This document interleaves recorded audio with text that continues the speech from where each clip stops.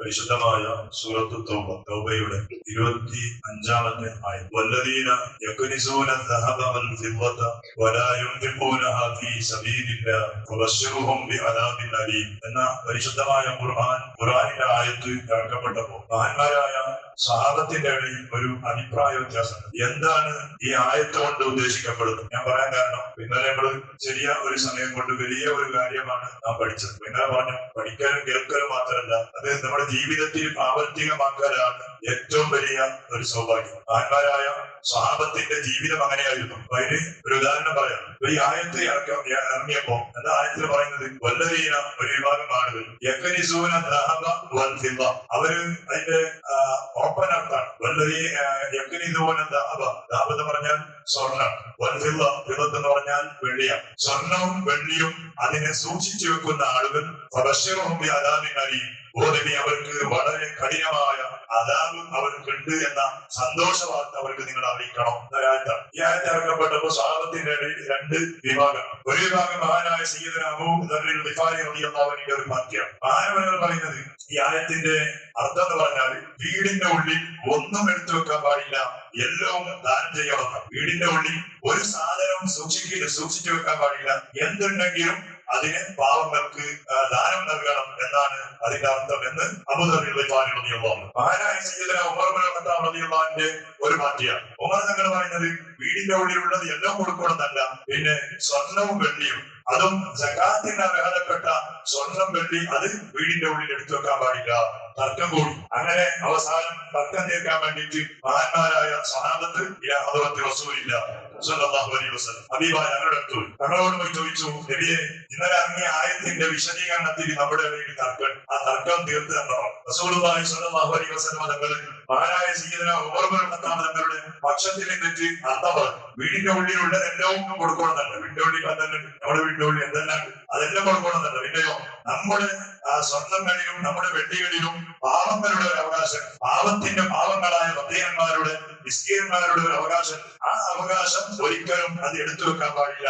എടുത്തു വെച്ചാൽ നമ്മുടെ മുഴുവൻ സമ്പത്തുകളും അള്ളാഹുവിന്റെ ആഖിറത്തിലെത്തുമ്പോ നമുക്ക് വലിയ നാശമായി മാറും. അപ്പൊ അതുകൊണ്ട് അതിന്റെ 2.5% പാവങ്ങൾക്കുള്ളതാണ്. കൊല്ലമാകുമ്പോൾ അതിനെ കണക്കാക്കിയിട്ട് 2% പാവങ്ങൾക്ക് കൊടുക്കണം എന്നതാണ് അതിന്റെ അർത്ഥമെന്ന് സയ്യിദുനാ റസൂലുള്ളാഹി തങ്ങള് മഹാന്മാരായ സ്വഹാബത്തിനോട് പറഞ്ഞു. അങ്ങനെ സ്വഹാബത്തിന് പിന്നെ സകാത്ത് കൊടുക്കാനുള്ള ഒരു തിടുക്കമാണ്. അവരുടെ സമ്പത്തിന്, അവരുടെ സ്വർണത്തിന്, അവരുടെ കയ്യിലുള്ള വെള്ളിയുടെ കൊല്ലത്തിനൊത്ത ആ സകാത്ത് കൊടുക്കാനുള്ള വലിയ ഒരു ഉത്സാഹവും അതിനുള്ള ആവേശവും മഹാന്മാരായ സ്വഹാബത്ത് കാണിച്ചു എന്നതാണ്. ഞാൻ പറഞ്ഞു വന്നത്, സ്വഹാബത്തിന്റെ ജീവിതം അങ്ങനെയാണ്. അത് പഠിച്ചിട്ട് ഉണ്ടായിരിക്കാനല്ല, സകാത്ത് കൊടുക്കണം, ഓക്കെ, പിന്നെ കൊടുക്കാതെ ഉണ്ടായിരിക്കാനല്ല, പിന്നെ അവർ കൊടുക്കാനാണ് ചെയ്തത് എന്നതാണ്. പിന്നെ നമ്മൾ പഠിച്ചു, ഇസ്തിഗ്ഫാർ 10 തവണ നാം ചൊല്ലിയാൽ അതിന് വലിയ നേട്ടമുണ്ട്. ചെറിയ പ്രതിഫലമൊന്നല്ല.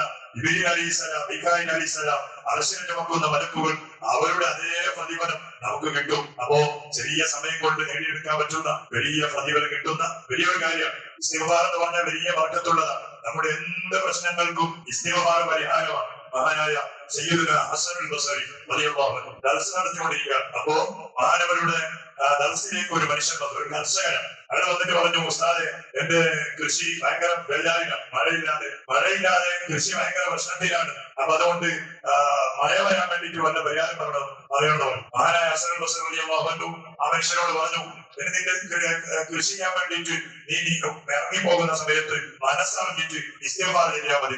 അസ്തഗ്ഫിറുല്ലാഹ് അല്ലദീം, അസ്തഗ്ഫിറുല്ലാഹ് അല്ലദീം, നല്ല മനസ്സോടെ നീ പറഞ്ഞാല് നിനക്ക് നല്ല മഴ വരുന്നു. അയാൾ പോയി.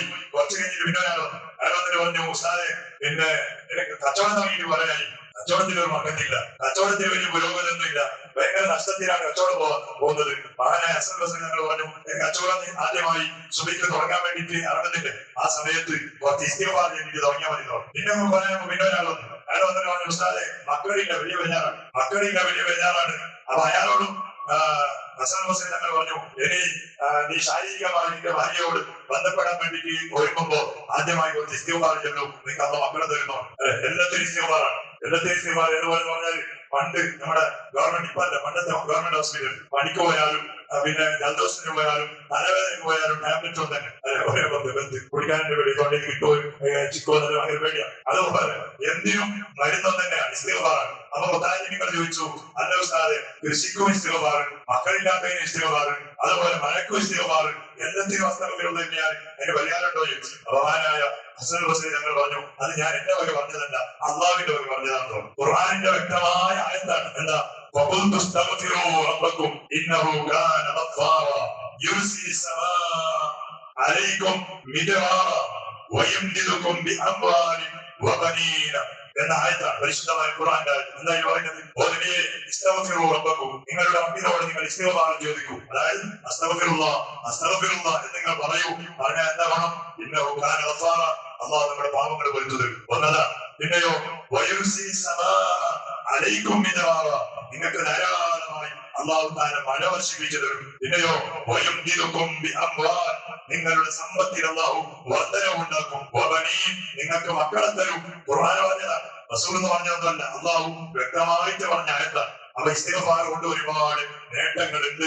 പഠിച്ചു വെക്കൽ മാത്രമല്ല, കിട്ടുന്ന ഒഴിവ് സമയങ്ങളിൽ, പ്രത്യേകിച്ച് പരിശുദ്ധമായ റമദാനിന്റെ ദിവസങ്ങളിൽ അശ്ഹദു അല്ലാ ഇലാഹ ഇല്ലല്ലാഹ് അസ്തഗ്ഫിറുല്ലാഹ്, അതാണ് ഇസ്തിഗ്ഫാർ. അസ്തഗ്ഫിറുല്ലാഹ് ധാരാളമായി ചൊല്ലിയാൽ നമ്മുടെ പ്രശ്നങ്ങൾക്കും അള്ളാഹുവിനോട് പരിഹാരം നേടിയെടുക്കാൻ പറ്റും. പടച്ചറബ് തൗഫീഖ് നൽകട്ടെ. ഇസ്തിഗ്ഫാർ ധാരാളമായി ചെയ്യാനുള്ള അതിനുള്ള സമയവും അതിനുള്ള നല്ല മനസ്സും അതിനുള്ള എല്ലാ രൂപത്തിലുള്ള തൗഫീഖും പടച്ചോനെ നമുക്ക് ഓരോരുത്തർക്കും നീ നൽകണേ അല്ലാഹ്. ജീവിതത്തിൽ അറിഞ്ഞും അറിയാതെയും രഹസ്യമായും പരസ്യമായും ചെറുതും വലുതും വ്യത്യാസമില്ലാതെ ഒരുപാട് പാപങ്ങൾ പ്രായപൂർത്തിയായത് മുതൽ ഇന്ന് വരെ ഞങ്ങൾ ചെയ്തവരാണ്. ഈ സെക്കൻഡ് വരെ ചെയ്തത് മുഴുവൻ പടച്ചോനെ ഞങ്ങൾക്ക് നീ പൊരുത്തു തരണേ അല്ലാഹ്. നീ പൊരുത്തു തരണേ അല്ലാഹ്. ഈ റമദാന് വന്നിട്ട് പോലും നമ്മുടെ പാപങ്ങൾ കഴുകാൻ ഞങ്ങളെ കൊണ്ട് കഴിഞ്ഞില്ലെങ്കിൽ ഞങ്ങളെ പോലെ ഭാഗ്യം കിട്ടവൻ ആരാണല്ലാഹ്. നീ പൊറുക്കണേ അല്ലാഹ്. ഖൽബ് നന്നാക്കണേ അല്ലാഹ്, സ്വഭാവം നന്നാക്കണേ അല്ലാഹ്, ജീവിതം നന്നാക്കണേ അല്ലാഹ്, പ്രവർത്തനങ്ങൾ നന്നാക്കണേ അല്ലാഹ്. പടച്ചോനെ ഒരുപാട് ആളുകൾ പല രൂപത്തിലുള്ള ഹലാലായ മുറാദുകൾ പറഞ്ഞ് ദുആ വസിയത്ത് ചെയ്തവരാണ്. ഞങ്ങളുമായി ആരൊക്കെ എന്തൊക്കെ ദുആ വസിയത്ത് ചെയ്തിട്ടുണ്ടോ ഈ പരിശുദ്ധമായ മാസത്തിന്റെ ഈ സമയത്തിന്റെ ഈ മജ്‌ലിസിന്റെ ബറകത്ത് കൊണ്ട് അവരുടെ നമ്മുടെ എല്ലാ ഹലാലായ മുറാദുകളും നീ ഹാസിലാക്കി തരണേ അല്ലാഹ്. നമ്മുടെ ഇവിടുത്തെ നോമ്പുകാർക്ക് വേണ്ടി ഒരാൾ മരിച്ചുപോയ മകന് വേണ്ടി ദുആ ചെയ്യണം എന്ന നിയത്തോടെ 3 ദിവസത്തിന്റെ നോമ്പ് ഒരാൾ ഏറ്റെടുത്തു. പടച്ചവനെ നീ അത് കബൂലാക്കണേ അല്ലാഹ്. നീ അത് കബൂലാക്കണേ അല്ലാഹ്. പടച്ചവനെ അദ്ദേഹത്തിന്റെ ആ വലിയ മനസ്സ് കാരണമായി മരിച്ചുപോയ അദ്ദേഹത്തിന്റെ മകന്റെ ഖബർ നീ സ്വർഗമാക്കണേ അല്ലാഹ്. ആ മകന് നീ പൊറുത്തു കൊടുക്കണേ അല്ലാഹ്.